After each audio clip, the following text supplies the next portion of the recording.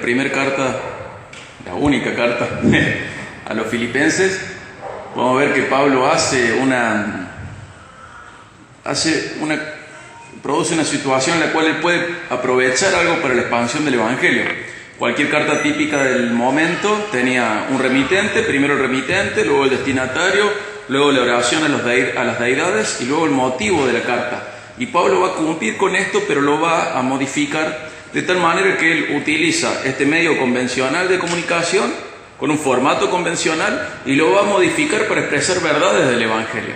O sea, él usa lo que ya culturalmente es aceptable y está constituido para aprovecharlo para la expansión del Evangelio. Pablo usa lo natural, lo transforma y trabaja con eso para expresar verdades teológicas. O sea, ¿tiene remitente? Sí, comienza así esta carta. ¿Tiene destinatario también? ¿Oración a las deidades? Sí, a la suya. Y luego vamos a ver, a partir del versículo 12, el motivo de la carta, que comienza, quiero que sepan que, pero nos quedó para hoy del 9 al 11, Filipenses 1 del 9 al 11. Y mientras lo buscamos, podemos pensar en esto. Así como Pablo usó algo natural para el avance del Evangelio, podemos ver que Dios siempre lo hizo también así. Utilizó medios naturales para producir algo sobrenatural. Por ejemplo, Él utiliza la predicación humana para producir salvación. Él utiliza lo natural para lograr un producto o algo sobrenatural. Y nosotros deberíamos aprender a ser creativos también. No preocuparnos por la actualización de la iglesia, preocuparnos por la mundanalización de la iglesia. Y a veces se confunden estas dos cosas, entonces no nos queremos actualizar porque pensamos que es algo mundano como el mundo. Gente, estamos en esta tierra y usamos libros como el mundo, tienen papel y tienen tinta. Usamos una tablet, una computadora como lo hace el mundo también. Cantamos como el mundo. Hay veces que la gente valora demasiado, por ejemplo, los himnos. Y esas son canciones del mundo que han sido rescatadas y le han puesto letra bíblica. Y tenemos que aprender a actualizarnos sin mundanalizarnos. Y Pablo va a usar lo que es actual de su momento, este medio de comunicación, pero lo va a transformar para producir la expresión de verdades teológicas. Y hay que aprender que lo actual no es malo por sí mismo. Lo que es malo es lo que es explícitamente mundano, pero no porque el mundo lo utilice, sino porque busca los propósitos del mundo. Cuando nosotros agarramos algo, como un libro, y en vez de ser este formato en el cual nos transmitimos información, el libro, lo usamos para que tenga la Biblia, y dejamos atrás los rollos, los papiros y todo eso, no estamos haciendo nada malo. Y a veces nuestro corazón se inclina a pensar que porque es nuevo es malo, porque es diferente es malo, y si es viejo es santo. Y eso es un gran error. Nosotros tenemos que siempre rescatar las verdades del Evangelio, que son originales, que son hermosas, que son eternas, pero distinguir esto que es eterno de lo que es pasajero, y usar lo pasajero en función de promover lo eterno, ¿sí? Y Jesús utilizó el arameo, el idioma más común de su época, el más común en su región. Él habló en arameo. Él estuvo vestido en una túnica que usaba cualquier judío. Y hoy se vestiría como se viste la gente normal y hablaría el lenguaje normal. A lo que voy es que muchas veces le tenemos miedo a las cosas que no son importantes y perdemos de vista, y los evangélicos a veces somos los raros porque queremos transformar las cosas donde Dios no nos dice que transformemos, y crecemos en rarezas que no son derivadas de las verdades eternas, solamente son derivadas de nuestras conductas y costumbres. Si algo es bueno, no importa si es bueno o viejo, lo importante es que sea bueno. Y Jesús usa el lenguaje de su época, la vestimenta de su época. Pablo usa para enseñar teología las cartas, que era el medio de comunicación de su época y región. ¿Qué usaría Pablo hoy? Por ejemplo, las redes. Las usaría mucho. No diría, las redes son del diablo porque las creó alguien que no es cristiano. No, las usaría. Y tenemos que aprender a hacer esto. Si es Lewis, ¿qué usaba? La escritura ficticia, las novelas, para presentar verdades teológicas eternas a través de esas novelas. Y tenemos que aprender a transformar nuestra cultura de esa manera, como Pablo lo está haciendo, como Jesús lo está haciendo todo el tiempo, lo que hicieron en la Biblia. Tenemos que aprender a transformar nuestra cultura, aprovechar lo que podemos aprovechar de ella para presentar el Evangelio, actualizándonos constantemente en las cosas buenas. Y cada generación debe tener cristianos que tomen esta posta para transformar la cultura a favor del avance del reino, que entiende la diferencia entre eterno y viejo y eterno y nuevo. Lo importante es lo eterno y se puede usar lo nuevo. Y si algo es viejo no significa que esté bien, y si algo es nuevo tampoco significa que esté bien. Pero empezar a distinguir y ver cuando algo actual y nuevo es bueno y va con lo eterno, aprovecharlo y usarlo. Y él hace esto en Filipenses. Usa el medio de comunicación más común de su época para expresar el Evangelio, siguiendo el patrón, modificándolo donde tiene que ser modificado, y tenemos que aprender a hacer lo mismo, a modificar nuestra cultura a favor del reino y de las verdades eternas. Bueno, y con esta introducción, vayamos a Filipenses 1, 9 al 11.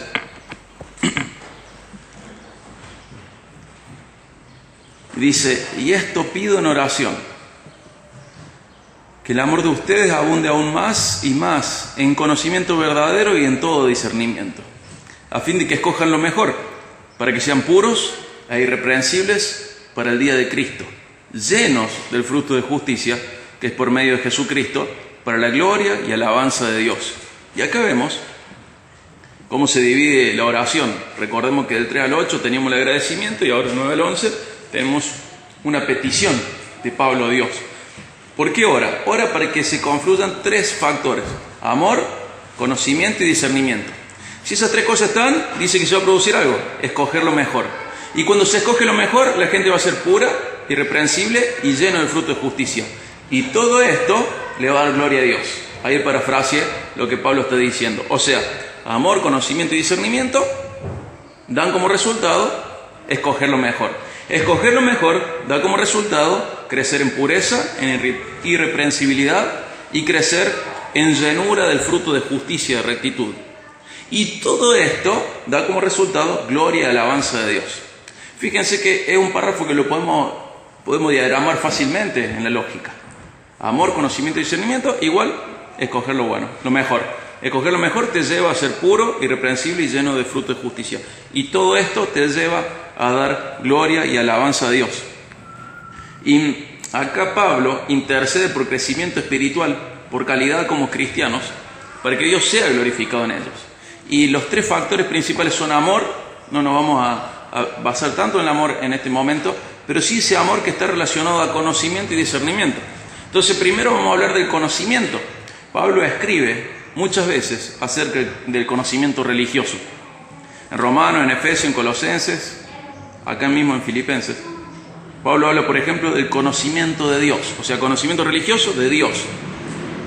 En Romanos nuevo, de la justicia de Dios. En Efesios y en Colosenses, de su Hijo. En Colosenses de nuevo, de su voluntad. En Romanos, del pecado. En 1 Timoteo, 2 Timoteo, Tito, de la verdad. En Filemón, de todo lo bueno. Y en este texto, de cómo obedecer el mandamiento de amarse uno a los otros. O sea, lo que Pablo hace una y otra vez es escribir acerca de lo que hay que conocer de Dios, del conocimiento religioso. Tenemos que conocer a Dios, de la justicia de Dios, de su Hijo, de su voluntad, del pecado, de la verdad, de todo lo bueno, y ahora de cómo aplicar el amor con conocimiento y discernimiento. Muchas veces nosotros no tenemos en cuenta el conocimiento y de manera incorrecta lo desvalorizamos, no lo apreciamos al conocimiento. Entonces no nos entrenamos para adquirir conocimiento. No estamos pensando que el conocimiento es tan valioso como para que uno tenga que hacerle un lugar en su agenda, el conocimiento religioso, ¿no?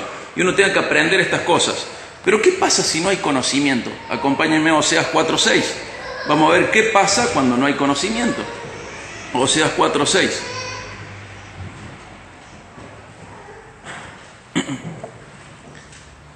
En Oseas 4:6 vemos un pasaje que es muy conocido, sobre todo en su primera oración, pero en Oseas 4:6 vamos a ver qué pasa cuando no hay conocimiento.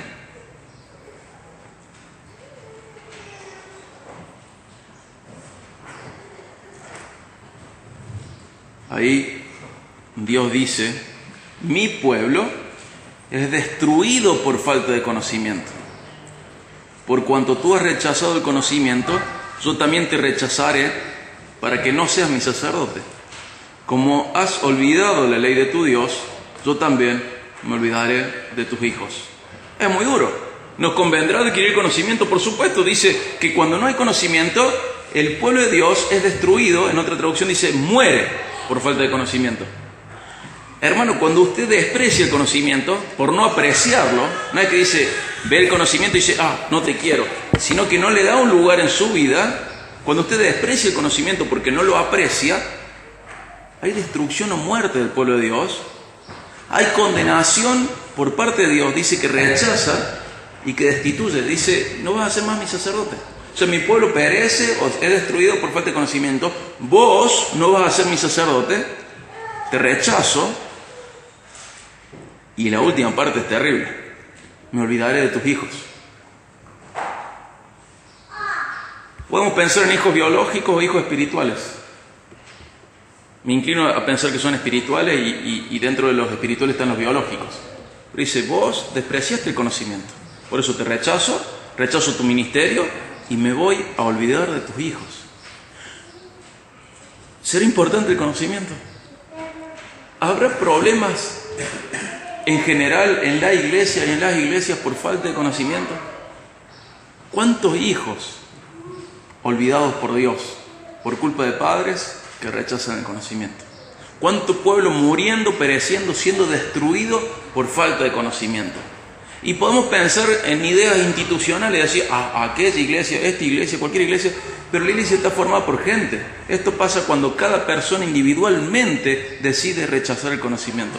Entonces vemos que es importante, si yo tengo conocimiento, además, por otro lado, si yo tengo conocimiento que lo puedo adquirir, pero no valoro el conocimiento como lo que aquel conocimiento es, no sirve de nada. ¿Cómo podría pasar esto? Yo puedo aprender de memoria cada palabra, cada frase, cada instrucción de Jesús, de memoria, pero no llegar a concretar que el que está hablando, Jesús, es Dios. Entonces yo adquiero conocimiento, pero no lo valoro de manera correcta. Entonces ese conocimiento no produce transformación, porque veo a alguien hablando, a un predicador hablando, y no veo a Dios mismo exigiendo. Los deseos de Él sí son órdenes. Esa vieja frase, sus deseos son órdenes. Es una frase que vemos a veces en las películas, en las series, no sé, en los cuentos. Pero cuando se trata de Dios, sus deseos sí son órdenes. Entonces cuando Él expresa algo, lo que sea, es una orden para nosotros. Cuando Él expresa algo que quiere que nosotros hagamos, es una orden. Y podemos adquirir todo el conocimiento, pero tenemos que aprender no solo a adquirirlo, sino a valorarlo, incorporarlo, a darle valor. Su verdadero valor es la voluntad de Dios expresada y debe ser obedecida. Esto tiene que ver con cómo adquirimos conocimiento. ¿Lo adquirimos con un mero ejercicio intelectual y sabemos todo de Jesús, sus mandamientos? Creo que ni eso. Pero en el caso de que lo hiciéramos, tenemos que ver que es Dios hablando y tengo que valorar ese conocimiento. Gente, es Dios hablando. ¿Cómo uno podría osar hacerse el tonto? Es Dios hablando. Dios dice esto, dice aquello, y es Dios hablando. Y tenemos que tener mucho cuidado, porque no valorarlo es tener conocimiento al vicio, conocimiento que solo nos condena.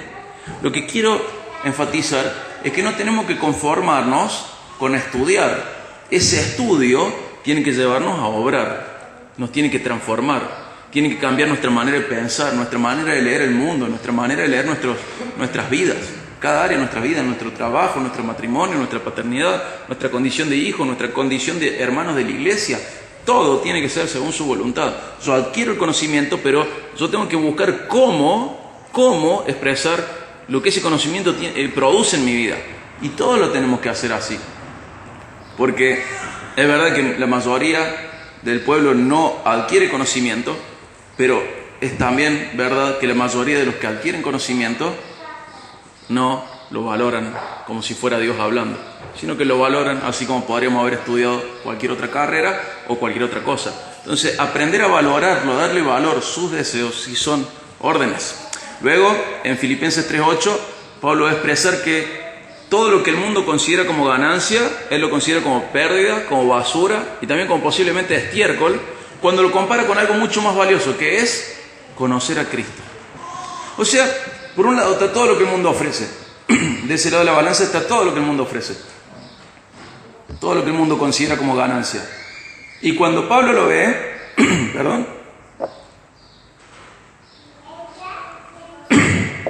cuando Pablo lo ve, dice, todo esto lo tengo que considerar como pérdida o como basura o como estiércol, cuando lo comparo con otra cosa, con conocer a Cristo. ¿Nos damos cuenta de que usted, de que yo, de que nosotros podemos tener en cuenta a nuestro conocimiento superior al de Pablo y que nos conformamos con mucho menos? Que Pablo, apóstol de Cristo, Pablo, el mejor teólogo que hemos tenido fuera de Jesús, Pablo, conocedor de un montón de idiomas, capaz, una mente muy capaz, el ministerio brillante, un gran ministerio. Pablo dice, quiero conocer más a Cristo.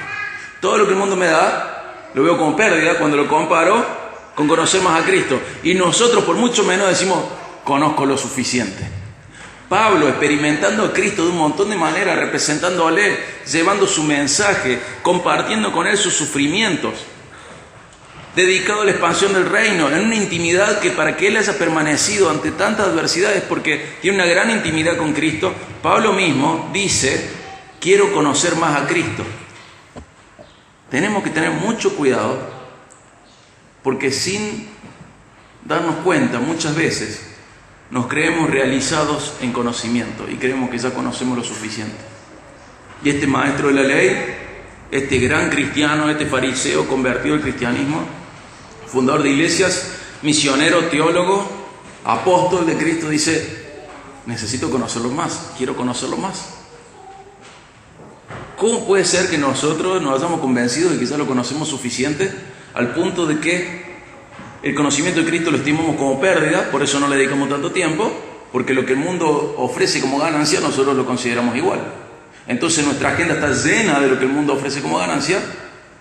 Y bueno, vamos a ver qué podemos aprender con las obras de mi tiempo y de mis fuerzas, qué puedo conocer más de Cristo. A ver si conozco algo más. Hermano, tenemos que corregir esto, porque el pueblo perece por falta de conocimiento. La gente es rechazada por Dios por falta de conocimiento. Y los hijos espirituales o biológicos son olvidados por Dios por falta de conocimiento. Hay que aprender a valorar el conocimiento, no solo adquirirlo y valorarlo. Y es verdad que tenemos que aprender, según este pasaje, a conjugarlo con amor y discernimiento. Conocimiento con amor y discernimiento, mucho más difícil. Y sabemos que Dios puede iluminar al creyente de maneras íntimas, individuales, devocionales, domésticas, y que la persona esté sola leyendo la Biblia y diga, he entendido, y es verdad, Dios lo hace a través del Espíritu Santo y de su palabra. Pero si miramos bien la Biblia, están los planes de Dios enseñar a otras personas a través de otras personas. Está en los planes de Dios la transmisión personal de conocimiento. Entonces, por ejemplo, en Tito 1:9 va a decir que los ancianos tienen que ser capaces de enseñar, capaces de transmitir el conocimiento y capaces de refutar la oposición. Tienen que ser personas muy instruidas los ancianos. Por otro lado, también en Tito 2:3-5 dice que las mujeres deben enseñarle a las mujeres más jóvenes a aprender. Pero ¿cómo? ¿No es que en mi vida devocional en mi casa, mientras tomo mate, soy autosuficiente? No lo sos. En el plan de Dios, tu obediencia está ligada a que vos te dediques a aprender para enseñar a otros también. No sos el pupo de tu vida. No lo sos. Tenés que, como varón, como mujer, aprender para enseñar en tu familia, enseñar a otras mujeres, enseñar al resto, enseñar a la congregación. Tenés que aprender, porque ese es el plan de Dios, la transmisión interpersonal de conocimiento. No estás correctamente enfocado si crees que tu vida devocional es todo lo que tiene que ver con tu vida y el conocimiento. Toda la relación de tu vida con conocimiento no es solo tu vida devocional. Tenés que buscar tiempo para amar a otros a través de tu conocimiento y discernimiento. Que tu conocimiento sea volcado en amor a otros. Tenés que dedicar tiempo a aprender y a enseñar. De manera formal, de manera informal, pero Dios pide, porque sus deseos son órdenes, porque somos gente de su reino, el rey nos pide que nos dediquemos a aprender para enseñar. A aprender para enseñar. Y le dice a las mujeres ahí en Tito, busquen a las más jóvenes, enséñenles cómo amar a sus esposos, cómo tener su casa, cómo criar a sus hijos, enséñenles al Señor. Le dice a los varones, bueno, si alguno aspira al ancianato, al obispado, al pastorado, aspira a una buena cosa, pero tiene que ser muy instruido, porque Dios desea, y la persona tiene que comprometerse con lo que Dios generalmente usa la transmisión interpersonal de conocimiento. Dios ha diseñado así las cosas. Dios salva a través de predicadores, dice 1 Corintios 1:21. Dios dijo que va a salvar a través de la locura de la predicación. ¿Y cómo la predicación? A través de la voz de otro, con gente que se preocupa por aprender lo que Dios dice, para decir lo que Dios dice, y Dios salva así. Lo que quiero enfatizar es que Pablo acá está diciendo que conjuguemos amor, conocimiento y discernimiento en la congregación. Recordemos que los filipenses tenían un problema de peleas entre ellos, de desunión. Y Pablo está diciendo, tienen que amar, tienen que conocer, tienen que discernir y tienen que ejercitar esto juntos. Y bueno, hemos hablado del conocimiento religioso y vamos a hablar del discernimiento. Porque dice ahí, fíjense que comienza diciendo, esto pido en oración, que el amor de ustedes abunde aún más y más en conocimiento verdadero y en todo discernimiento. Entonces vamos a hablar de discernimiento. Se podría resumir de varias maneras. Uno es una percepción moral práctica, saber lo que está bien y lo que está mal.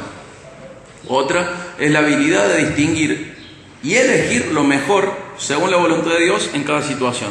O sea, hay una situación, hay varias alternativas, uno elige lo que está bien, pero no solo lo distingue, sino que además lo elige según la voluntad de Dios, no según nuestra mente, sino según la de Él. Bauer dice, discernimiento, capacidad de elegir entre lo realmente importante y todo lo demás.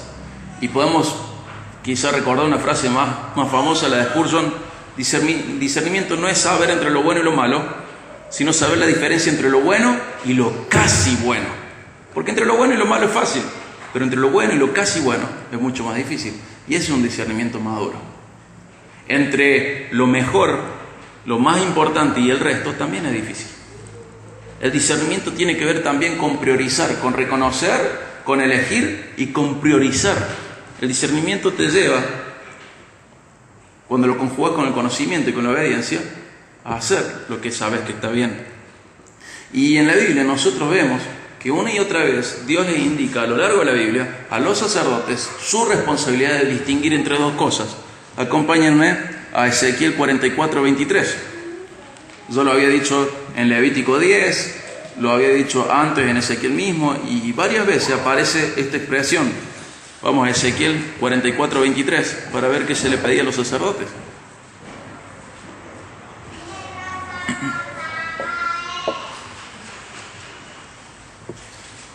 Ezequiel 44, 26.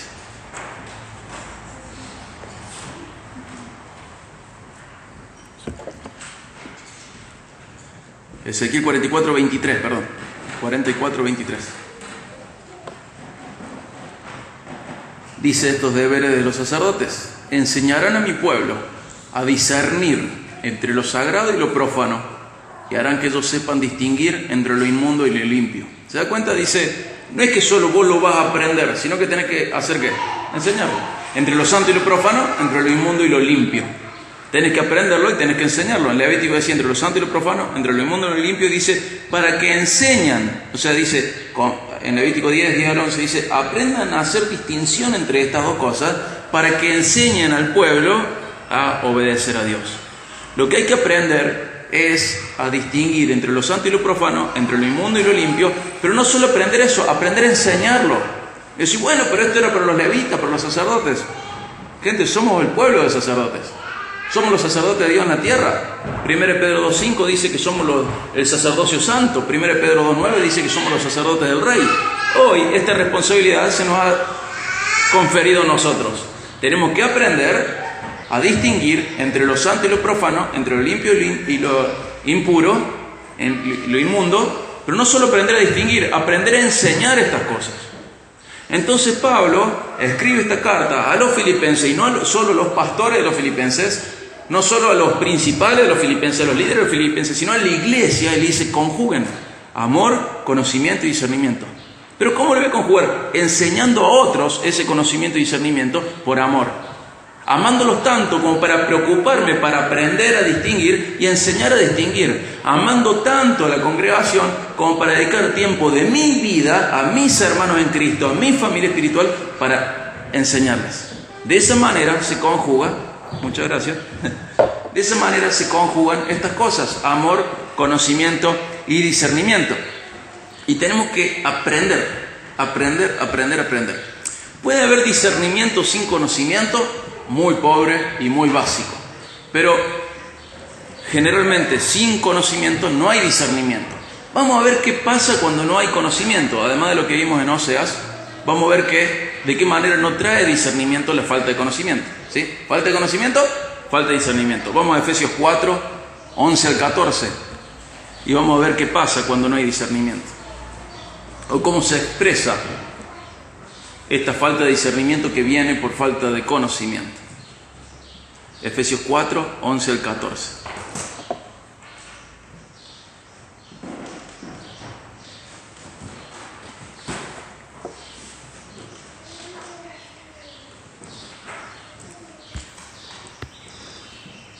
Dice Efesios 4, 11 al 14, dice, y Él dio a algunos el ser apóstoles y a otros profetas, y de ahí sacamos la Biblia, dice a otros evangelistas, a otros pastores y maestros, o sea, estamos en la base de ellos, profetas y apóstoles, de ahí tenemos la revelación bíblica, pero luego continúa la edificación de la iglesia, ¿cómo? A través de los evangelistas, a través de los pastores y a través de los maestros, y dice el propósito, el 12, a fin de capacitar a los santos para la obra del ministerio. ¿Quiénes van al ministerio? Los santos. ¿Quiénes son los santos? Toda la iglesia. Más allá de los ministerios oficiales, hay ministerios que no son oficiales o son informales y hay que estar capacitado en eso. Dice, a los santos para la obra del ministerio, para la edificación del cuerpo de Cristo. Puede ser que vos, sin ser líder, tengas un ministerio, pero es por lo que Dios dice que vos tenés que tener en la iglesia. Vos tenés un ministerio en la iglesia. ¿Cuál es tu ministerio? Enseñar para edificar la obra, edificar el cuerpo de Cristo. Dice, ¿hasta cuándo? El 13, hasta que todos lleguemos a la unidad de la fe. No es una unidad emocional, unidad de la fe. Y del pleno conocimiento del Hijo de Dios. O sea, ¿cuándo va a terminar esto? Mientras vivamos, no va a terminar. Dice, a la condición de un hombre maduro, a la medida de la estatura de la plenitud de Cristo. O sea, tenemos los apóstoles, tenemos los profetas, nos han dado la revelación bíblica, tenemos los evangelistas, los pastores, los maestros, y los tenemos ¿para qué? Para capacitar a los santos para la obra del ministerio, para todos. Todos tenemos ese ministerio, para edificar el cuerpo de Cristo. ¿Hasta dónde? Hasta que lleguemos a la unidad de la fe y del pleno conocimiento del Hijo de Dios. Hasta que lleguemos a una condición de madurez, de hombre maduro. ¿Y cómo es el hombre maduro? A medida de la estatura de la plenitud de Cristo. Y dice, cuando vos estés en esto, dice el 14, entonces ya no seremos niños. O sea, por un lado estaban los hombres maduros, el hombre maduro, y por otro lado están los niños. Dice, entonces cuando aprendamos a conocer, cuando aprendamos a discernir, cuando aprendamos a transmitirnos conocimiento entre nosotros, cuando edifiquemos el cuerpo de Cristo según el conocimiento de Dios, cuando aprendamos todo esto, entonces ya no seremos niños. ¿Cómo son los niños espirituales? Ahí lo dice, sacudidos por las olas, llevados de aquí para allá por todo viento de doctrina, por la astucia de hombres y por las artimañas engañosas del error. Entonces vemos, cuando esto no se cumple, de que aparece, tenemos que gobernar, y toda la iglesia, tenemos que gobernar la tierra. La prosperidad económica, toda la iglesia trae prosperidad económica. Me parece que hay maldiciones generacionales, toda la iglesia trae las maldiciones generacionales. Niños espirituales por falta de conocimiento, por gente que no se dedicó a aprender y a enseñar dentro de la congregación la Biblia. Entonces caemos en artimañas del error, engañosas del error, dice, y por astucia de hombres, lo conocemos muy bien, por falta de conocimiento, por gente que no se dedica a aprender y a enseñar. Porque piensan que con su vida devocional han completado todo lo que Dios exige de ellos. Y no se dedican informalmente o formalmente a brindar conocimiento a los hermanos dentro de la iglesia. No se dedican. Puede ser que no se dedican porque no tienen conocimiento, o pueden tener conocimiento y no los aman a los hermanos de la iglesia como para dedicarles tiempo para enseñar la Biblia. ¿Y qué pasa cuando eso es así? Lo que acabamos de leer. Niños sacudidos por las olas, llevados de aquí para allá por todo viento de doctrina. Doctrina significa enseñanza. Por astucia de hombres, por artimañas engañosas del error. Sopla el viento por un lado, sopla el viento por el otro. Y como estas son falsas enseñanzas y malas doctrinas, producen mucha insatisfacción. Entonces caemos en un tiempo, la prosperidad económica. Va toda la iglesia. De golpe no funcionó. Bueno, pero que ahora hay que la palabra de fe, la declaración positiva. Bueno, vamos todos por la declaración positiva. Y vamos por este lado, y vamos por este otro, y vamos por este otro. ¿Cómo hacemos para zafar de esto? Tenemos que aprender y enseñar. No aprender solamente, aprender y enseñar. Y esa es una expresión de amor que Pablo les está pidiendo a los filipenses, que le está pidiendo Dios.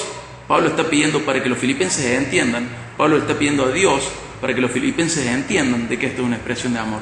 Enseñar, aprender y enseñar. Y sin conocimiento no hay discernimiento. Sin discernimiento el pueblo es arrastrado por cualquier nueva enseñanza que aprendan. Le meten Jesús en el medio de la frase y ya parece bíblica. Y la gente va detrás de eso, detrás de lo otro. Tenemos que prevenir esto. Tenemos que combatir esto. Tenemos que luchar contra esto. Y estas luchas tienen que ver con nuestra vida devocional, pero la vida devocional es insuficiente. Tienen que ver con el compromiso de gente que enseña en la iglesia. A las otras mujeres, a los otros varones, a la congregación, pero todos involucrados en esto. Si no, va a pasar. Y no nos va a pasar a todos, va a pasar a algunos. Pero qué triste fundar una iglesia para ir hacia un lado y que una parte vaya hacia otro lado, porque no se dedicó a amar al resto de la congregación a través de compartirles conocimiento. Esto no es de manera formal solamente. Todos los santos capacitados para lograr el ministerio. Todos involucrados en la enseñanza del discipulado. ¿Cómo? De un montón de maneras. Tómate unos mates y vas a ver cuánto podés aprender y cuánto podés enseñar. Pero para tomarte unos mates, vas a tener que agarrar tu agenda y regalársela a Dios para poder dedicarle tiempo a otro. Decir, che, bueno, con tal, y darle tiempo a eso. Si no, va a haber gente que va a ser arrastrada de acá para allá por todo viento de doctrina. Y en el capítulo 3 va a mencionar Pablo que desea que los filipenses no caigan en los errores de otras iglesias. Y Pablo puede estar pensando en este momento en los Gálatas. ¿Qué les pasó a los Gálatas? Se pusieron judaizantes y legalistas. O puede estar pensando quizá en los problemas de los corintios. Los corintios son vecinos nuestros casi. Súper apóstoles, amor por el misticismo, dominionismo, o sea, esto de gobernar, falta de amor sacrificial. Falta de amor sacrificial. Entonces Pablo está escribiendo, luego vamos a ver en Filipenses 3 en otro momento, pero vemos que Pablo está preocupado para que los filipenses no caigan en los errores de las otras iglesias. Ya tenía este problema de desunión y de peleas. Y está diciendo, ruego a Dios que conjuguen amor con conocimiento y discernimiento, para que de esa manera escogen lo mejor. Y de esa manera van a ser puros, irreprensibles y llenos del fruto de justicia. Y todo esto le va a dar gloria a Dios. En 2 versículos Pablo, en la parte de intercesión de su carta, en no sé cuántos renglones, dice, miren acá, este es el punto clave. Sepan lo que tienen que hacer. Conjugar amor, conjugar conocimiento, conjugar discernimiento. Porque todo eso le va a dar gloria a Dios. Y cuando hay todo esto, como decíamos, va a pasar algo. Vamos a escoger lo mejor, lo que dice el 10. A fin de que escojan, Filipenses 1:10, a fin de que escojan lo mejor, para que sean puros e irreprensibles para el día de Cristo, o sea, cuando Dios nos juzgue, cuando Cristo nos juzgue, llenos del fruto de justicia que es por medio de Jesucristo, para gloria y alabanza de Dios. O sea, cuando hay conjugación de amor con conocimiento y discernimiento, ¿qué va a lograr? Que nosotros escojamos lo mejor. Y cuando escogemos lo mejor, ¿qué hay? Pureza, irreprensibilidad y llenura del fruto de justicia. Una conducta ética, moral, correcta, que agrada a Dios. Pero volvemos no. Si no tengo amor, si no lo conjugo con el conocimiento, si no lo conjugo con el discernimiento, no va a haber pureza, no va a haber irreprensibilidad, no va a haber llenura del fruto de justicia. Y nosotros podemos ver, qué sé yo, a cualquier hermano de la iglesia y le podemos insistir en que tenga cierta conducta ética, cierto comportamiento, pero estamos perdiendo de vista lo importante. Su comportamiento es el reflejo de algo que hay en su corazón. Y el corazón tiene que ser cambiado a través del conocimiento y el discernimiento. ¿Y cómo va a llegar ese conocimiento y discernimiento? Cuando alguien lo ame lo suficiente con predicarle tiempo y enseñarle. Porque podemos lograr que cualquier rebelde se comporte de una manera correcta, pero su corazón no está transformado. Entonces apenas la iglesia, mamá, papá, mire para otro lado, va a buscar lo que su naturaleza pide. Porque no tiene una nueva naturaleza. Entonces tenemos que aprender a no tener siempre la mirada en los productos, o en términos más médicos, ¿no? En los síntomas, ir a la bacteria, al virus, a la enfermedad. Sí, bueno, todos estos síntomas, bueno, los vamos a corregir. Pero acá hay algo que está profundamente adentro. Tengo fiebre, bueno, toma antipirético. Toma esto y se te va a pasar. Sí, pero ¿por qué tengo fiebre? Me comporto re mal, soy rebelde, esto. Bueno, compórtate así, listo. Pero ¿por qué te comportas así? Porque hay un problema interior y ese problema interior tiene que ser cambiado, esa naturaleza tiene que ser cambiada a través de la obra de Dios. Pero ¿cómo trabaja Dios? A través de su palabra. ¿Y cómo llega su palabra? A través de otras personas muchísimas veces. Y todo esto, decía el 11, todo esto trae o busca algo. Trae como resultado que Dios sea glorificado y alabado. O sea que Pablo está diciendo, está exhortando a los filipenses y luego a nosotros a conjugar amor, conocimiento y discernimiento, pero para que Dios sea alabado y glorificado. Pablo quiere que los filipenses logren la unidad y junto a la humildad que señaló al identificarse él como esclavos, ¿se acuerdan? Y repetir las bendiciones que tienen en común, conjugar amor, conocimiento y discernimiento, expresándolo de manera práctica para fomentar la unidad que les está faltando en la iglesia local de los filipenses. Lo digo de nuevo. Pablo está desarrollando una carta, pero acá dice, esto le pido a Dios. ¿Se dan cuenta de lo que está haciendo Pablo? A ustedes les pido esto, pero a Dios le pido esto otro. ¿Por qué? Porque lo que le va a pedir los filipenses tiene que ver con lo que le está pidiendo a Dios. El problema que tienen los filipenses es que no están unidos, están peleados. Entonces, ¿cómo lo vamos a resolver? Conjugando amor, conocimiento y discernimiento. ¿Y cómo se hace esto? Van a tener que pasar más tiempo juntos, aprendiendo la Biblia y enseñando la Biblia. Y esto va a fomentar la unidad dentro de la iglesia local. Tienen que expresar este amor de manera práctica. Y nosotros vemos una y otra vez una frase de Instagram o de Twitter o de Facebook que dice, esto es todo lo que está bien. ¿La leyeron? Unos tereré, 40 grados a la sombra, el hielo ahí. Esto es todo lo que está bien. Y sube ahí una foto. Y quiere expresar algo, como diciendo, bueno, ahora lo único que me importa es la pileta. Esto es todo lo que está bien. Algo que nos gustó que otra persona hizo. Esto es todo lo que está bien. Hay un montón de cosas que son todo lo que está bien, parece. Pero esta frase se repite muchas veces hoy en las redes, desde hace unos meses. Es todo lo que está bien. Pero esta frase nunca se aplica mejor en nuestro mundo, el nuestro, que cuando vemos al hombre glorificando a Dios con su vida. Eso sí que está bien. Cuando el hombre glorifica con su existencia y logra la alabanza a Dios a través de su vida, eso sí es lo que está bien. ¿Por qué? Porque como dice Isaías 43:7, para gloria suya hemos sido creados. Porque como dice Romanos 11:36, porque de Él, para Él y por Él son todas las cosas. Todo es para Él, todo es por Él, todo es de Él, para su gloria, incluyendo nuestras vidas. Entonces eso sí que está bien. Y la expresión de esto que sí que está bien, que es glorificar a Dios a través de nuestras vidas, que Pablo le pide a Dios que los filipenses tengan, es que conjuguen amor con conocimiento y discernimiento, para que escojan lo mejor de esta manera. Y de esta manera, cuando Cristo los juzgue, ¿cómo sean? Puros, irreprensibles y llenos del fruto de justicia. Eso sí que es lo que está bien, porque esto glorifica a Dios. Vamos a finalizar orando.